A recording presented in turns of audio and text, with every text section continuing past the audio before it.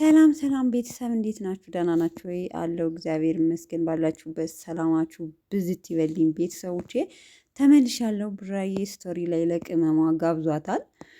ሺ ቢባል ዘመኑ ፍቅሬ ሄድሽም ገና ነው ስር ይዟል ፍቅርሽ የማይዘሙ ዋርካ ነው በሚል ሙዚቃ በቴዲ አፍሮ ሙዚቃ ጋብዟታል ማለት ነው። ስለዚህ ሀይሚ ሄድሽም አልሄድሽም ብትሄጂም ያንቺ ፍቅር ስር ሰዷል በልቤ ውስጥ ሰምተሻል እዩ ማለት ነው። ስለዚህ ዝም ብለሽ ከማይወድሽ ጋር ማለት ነው በልጅ አማሃይተሽ ልክክ ከምትይ ምን አለበት ፍቅራቸውን አታጥመው። ገና ልጆች ናቸው። ሰላም ህይወት፣ ሰላም ኑሮ ቢኖሩ ማለት ነው። አሁን እኮ አንቺ ነሽ በመሀል ገብተሽ የብሩኬ ልጅ ናት ብለሽ ሰላማቸውን ንስት እያረግሻቸው ያለሽው እዩ ነሽ ማለት ነው። በነገራችን ላይ ታያለሽ፣ ለአንቺም ይደርሳል እርግጠኛ ነኝ። የሆነ መቼም ማግባትሽ አይቀር ብሩኬ መቼም የኔ ይሆናል ብለሽ አታስቢ።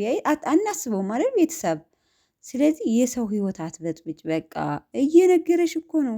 ሀይሚ ብትሄድም አኩርፋይ ብትሄድም ግን ፍቅሯ ከውስጤ ስር ሰዷል፣ አይጠፋም፣ ዋርካ ነው፣ የማይዘም ዋርካ ነው አለ እኮ። በቃ ባጭሩ ማለት ነው። ስለዚህ ቅመሟን ሰፍ ብሎ ነው የሚወዳት። በጣም ነው የሚዋደዱት። እሷም እንደዛው ማለት ነው። እሷም እንደዛው ማንም ሴት የሚሰማት ስሜት ነው የተሰማት። ሶስ ብሩኬን እለየዋለሁ ወይም ጠልተው እኮ አይደለም አይደል እንዴ? አንዳንዴ ምን የምትወዱት ሰው አንዳንድ የሚያናድዳችሁ ነገር አይጠፋም። ሰው ስለዚህ እባክሽ ከህይወታችሁ ውጭልን፣ ውጭላቸው። በቃ እንዲህ ልጆቻቸውን ይውለዱ ይኑሩ። እኔ ብቻ አላቅም ምን እንደምላችሁ። ስለዚህ ይሄ ሊገባሽ ይገባል ማለት ነው። እዩ ተብዬዋ ማለት ነው። ሰምተሻል። ለአንቺ ነው እንግዲህ። እስኪ ከተወሰነ ሰዓት በኋላ እንጠብቃቸዋለን በዩቱብ ምን እንደሚለቀቅ። ዛሬ በሀይሚ ቤት ነው ብዬ አስባለሁ። ምክንያቱም በተደጋጋሚ በብሩኬ ቤት ነው የተለቀቀው።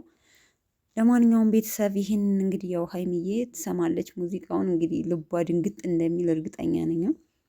ሰምታችኋል። የማይዘም ዋርካ ነው ማለት እኮ አስባችሁታል።